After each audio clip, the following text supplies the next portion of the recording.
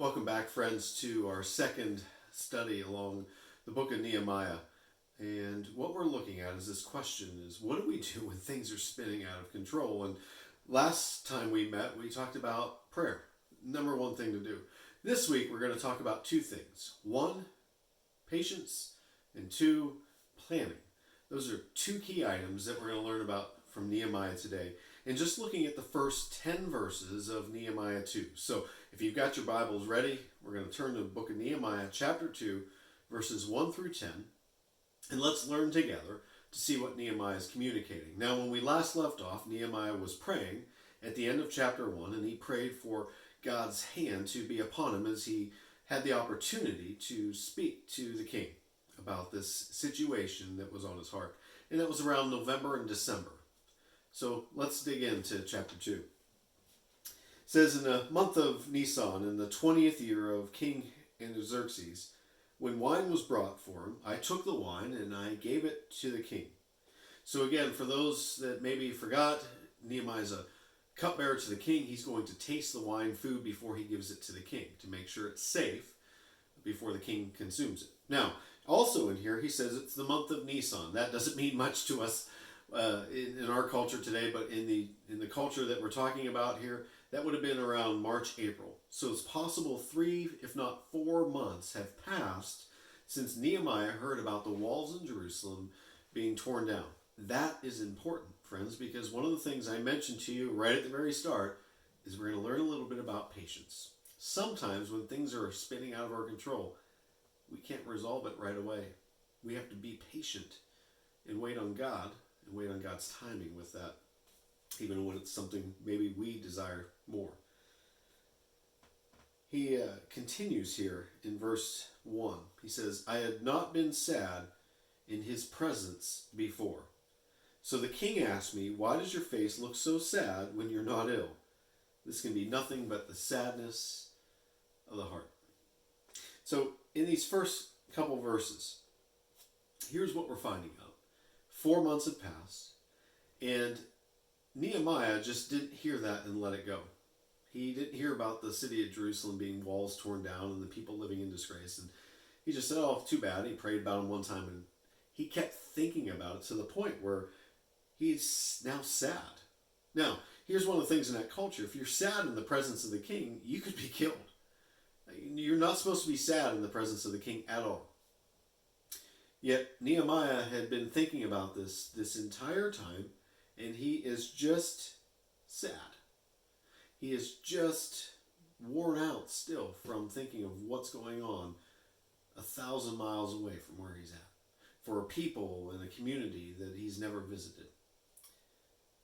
Friends, that's another key piece that we learned here from Nehemiah really quick. Not only does he have patience to wait before he responds, but he's also making sure this is not just an emotional thing. You know, sometimes when you and I hear of situations in our lives or circumstances come up, we make an emotional response. And it's not always the best to make that emotional response. Sometimes we have to wait and think about it, pray about it. Really make sure this is something that we want to do and move forward, rather than just saying, yeah, I want to help and you go in. We want to make sure this is something that's more of a passion. And we see that with Nehemiah. So he had never been sad before the king. And I love what the king does. The king doesn't have to do anything. But the king asks Nehemiah a question. You know what that shows? It shows this relationship that Nehemiah has with the king. Not too many people have this access. Not too many people have this intimacy with the king. But Nehemiah has it. And the king notices, he says, why does your face look so sad when you're not ill? When you're not even sick? It can only be sadness of the heart. You see, the king is wise. The king is compassionate. He's looking out for his employees at the end of the day, those people that are closest to him. And he recognizes that Nehemiah, his game is off. Something is not right. But they have this friendship because day in, day out, at least for the last 4 months, Nehemiah hasn't showed this at all. But for some reason, this particular day, this is shown through, and the king picks up on it. As we continue at the end of verse 2, it says, I was very much afraid. Think about that. The king asks you a question. How do you respond? Maybe we relate this, somebody in our lives, our bosses, or somebody that we respect, when they ask us a question, are we willing to tell them the truth? Are we willing to share? Are we willing to open ourselves? Let's see how Nehemiah responds to that question, even though he was afraid. Verse 3, he says, "But I said to the king, may the king live forever. Why should my face not look sad when the city where my ancestors are buried lies in ruins and its gates have been destroyed by fire?" Again, back to this idea that it's been 4 months, and what is Nehemiah still thinking about?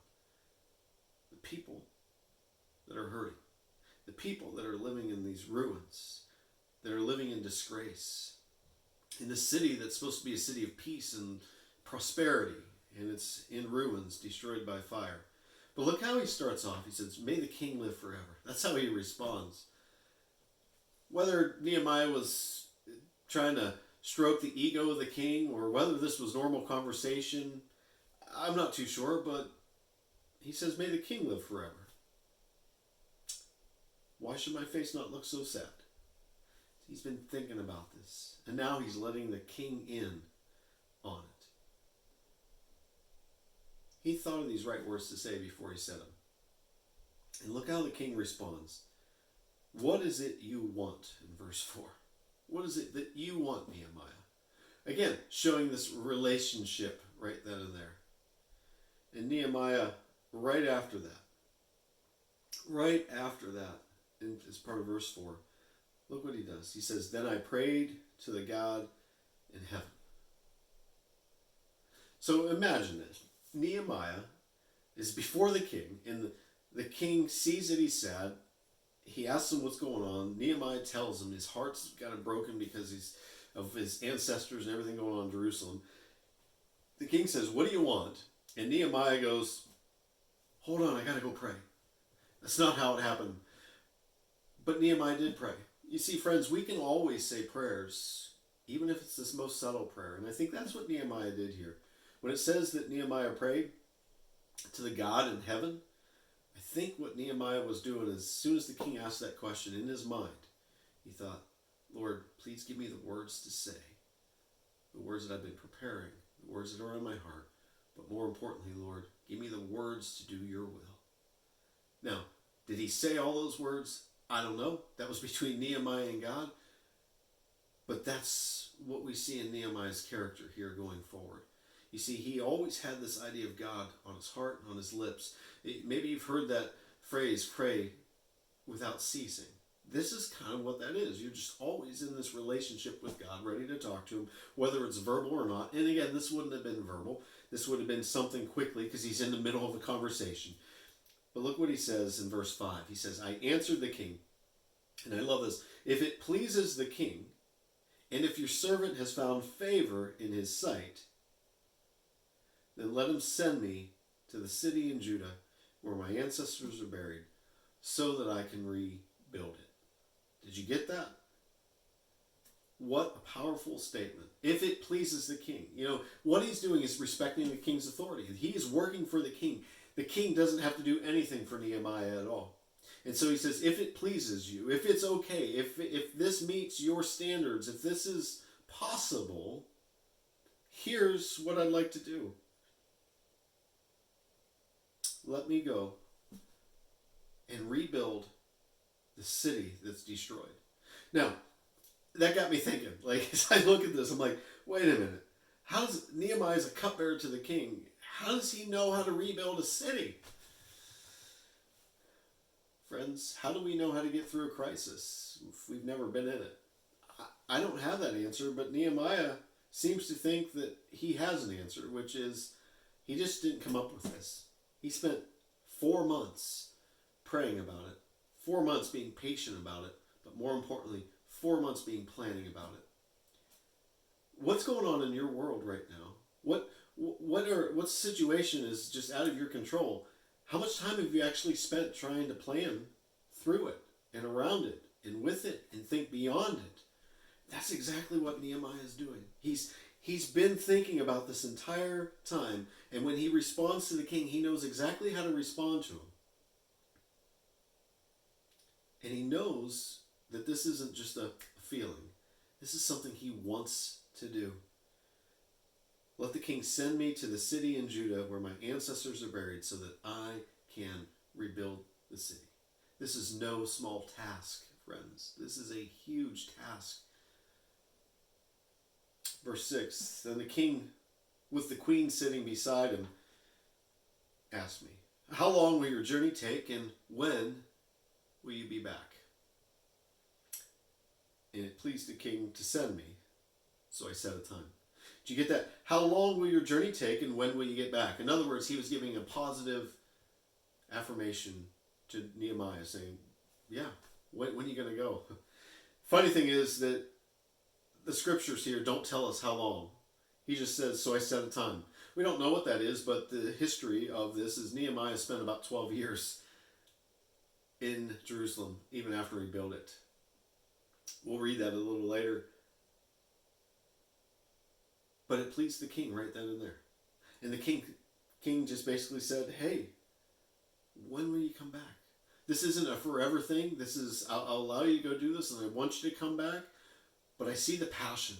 I see the love. I see everything that you want to do. Friends, how many times are you and I in a situation where we can get others on board by casting a vision or sharing a vision of something that's on our heart? And that's exactly what Nehemiah is doing. Hey, I want to go and build this. Are you behind me or not? That all comes from planning. We just don't come up with that. So think about that. In this situation, maybe there's something that you're thinking of doing. And I know a lot of people are trying to help the best way they can. I see situations going around our world and country of businesses just redoing what they normally do. The Mike's Pillow I saw this week, the guy who makes that pillow, they're making masks now. I see the auto dealers making these face shields. I see somebody else being creative with a 3D printer making face shields. You know, there's all these different things that are going on because people are stepping back and thinking, how can I help? And then they're getting others on board. And that's exactly what Nehemiah is doing. And that's exactly what God wants us to do when we're faced with situations that are out of our control. Sit back a little bit and think about it. Verse 7, I also said to him. You see, Nehemiah knew he had the audience of the king. And he also had time to write things down. He's respecting the authority of the king and everything that the king has. And Nehemiah knows what the king has, again, because he's always around the king. He knows this. And he says once again in verse 7, if it pleases the king, there's a few more things that I'm going to need for this journey. May I have letters to the governors of the Trans-Euphrates, so that they will provide me safe conduct until I arrive in Judah. It's a 1,000-mile-ish journey. He's going to need some safe travel to go from area to area without being harmed. He thinks that in advance. Verse 8, and may I have a letter to Asaph, the keeper of the royal park, so that he will give me timber to make beams for the gates of the citadel by the temple, and for the city wall, and for my residence that I will occupy. You see, Nehemiah is thinking this through. He realizes this is going to take some time and effort. And when we read in the first part of chapter 1, the walls had been burned down and destroyed. The gates that were made out of wood have been burned and destroyed by fire. He's going to need wood to repair the walls, to repair the gates. And he knows this in advance, that the king has the materials, the king has the abilities, and if it pleases the king to help with this project, maybe the king's message will get passed on to the people in Jerusalem, that the king was behind this. You see, Nehemiah is using every angle and every advantage and every person he is aware of to help build this. And so he needs timber to build the gates of the citadel by the temple, but he also needs it for the city wall. And look at that last part again in at the end of that verse. And for the residence I will occupy. Nehemiah doesn't even have a place to live. Think about all these plans, all the questions that have been running through his head for the last 4 months, and now he's finally putting them out to the king. He's thought about this in detail. He has the list ready to the point where he knows that he's going to need a place to stay, and he needs wood for that. as that continues on in the last part of verse 8, and because of the gracious hand of my God was on me, the king granted my request. Don't miss that. Because of whose hand? God's hand. Nehemiah realizes that the king said yes, but it was God who allowed the king to say yes. It was God who allowed this to happen. It was God in his grace and his love and his care for his people and for Nehemiah that he allowed this to happen. Look back at Nehemiah 1:11 for a second. Look at Nehemiah's prayer. Let your ear be attentive to the prayer of this your servant and to the prayer of your servants who delight in revering your name. And then give Nehemiah success today by granting him favor in the presence of this man.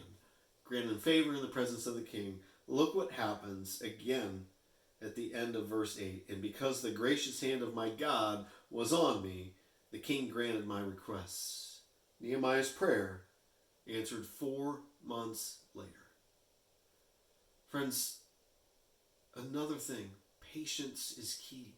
We might be praying for something to change in our circumstance or our situation right now, and it's not, and we can give up and be frustrated, or we can keep praying that prayer. We can keep asking God, and in God's time, his gracious hand will be upon us.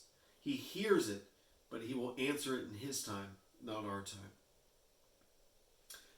Verse 9, so I went to the governors of the Trans-Euphrates, and I gave them the king's letters. Again, he has the seal, the signature from the king. He has safe passage. But also, the king had also sent army officers and a cavalry with me. This is amazing to see what's happening here. You can imagine Nehemiah's been planning this out. And friends, behind the scenes here, the journey has started to Jerusalem. It's 1,000 miles, not the easiest trip. It's going to take 30, if not 45 days to travel by caravan. 30 miles a day, maybe 40. I'm not sure. Depends on the terrain. But it's not just Nehemiah going. It's Nehemiah going.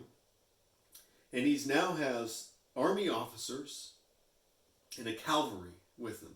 Horses and people, working people, men, army equipped men, strong men.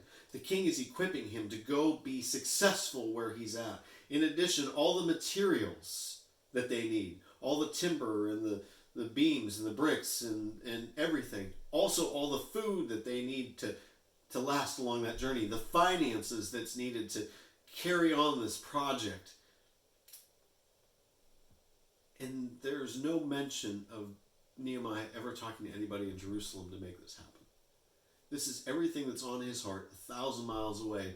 And he's got this caravan of hundreds of people and carts and wagons and horses and everybody going with him that's on this journey. Think of this vision that he started and how many people he now has working with him. That's exactly what this looks like. And they're on their way to Jerusalem. People would hear about that. People would know about that, which leads us to verse 10. When Sanballat the Horonite and Tobiah the Ammonite official heard about this, they were very much disturbed that someone had come to promote the welfare of the Israelites.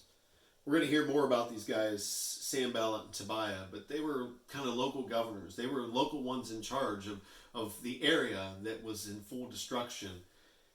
And they heard about the caravan that was coming.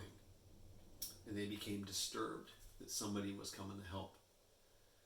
You see, they just heard and they got frustrated with it. They got disgusted with it right off the bat, not knowing the details, not knowing Nehemiah's heart, not knowing the passion of what he was doing. Friends, that's just a sign that no matter what we are doing, when it's for God and when it's for the right reasons, there are always going to be people that are going to be against us, that are going to be upset, that are going to challenge us. And that's exactly what we see. It doesn't mean we should give up. It doesn't mean we should stop, but we should know that in advance as part of our plans that somebody is going to be against it. We're going to stop right there for today because there was a lot there. When things are out of our control, we've got to be patient and we've got to plan. Nehemiah had the relationship with the king. He knew what the king could offer. He planned out in advance over these last 4 months what he would need to be able to successfully go on this journey. He made sure it wasn't an emotional knee-jerk response. It was a passion that he had. And when the opportunity came for God to open the door for Nehemiah to speak to the king, Nehemiah had everything written down, ready to go in detail to say, here's what it is. Here's what I need. And I'm going to still continue to talk to God through this whole process. And he gives credit to God, again, back in verse 8, because the gracious hand of my God was on me. Friends, the gracious hand of God is on you and it's on me today. Do we realize that? Do we recognize that? Whatever's out of our control right now, friends, let's bring God in. But let's maybe start writing down. Let's take some time. Maybe it's every day we're spending time doing some things. And it's a change in the way we think. And it's a change in the way we act. It's not a give up, or it's not a be all over consumed by what's going on in our world around us or even in our own lives. But it's more of saying, what's God doing in me and through me through all this that I'm not paying attention to right now that I need to? God, give me the strength to see it. God, give me the patience to see it. And God, be with me to understand what I can do to get through this and make the impact on me or my family or even on people that I don't even know. And Lord, grant me the success to do it. Powerful, powerful teaching from Nehemiah. Friends, as I mentioned last time, there's a comments area at the bottom of this YouTube video. Please interact there. There's some questions in there that will be posted. You can also join our Facebook group and interact on there. I know somebody already posted a map of this journey, which is wonderful. Interact with that. Let's take a look at that. Keep studying, keep learning. And we're going to join together Thursday of this week on Zoom. The link should be in the text here in the comments. It's also in the Facebook group. And if you want any additional information, let us know. If you can't reach out in another way, call the church, 724-962-5000.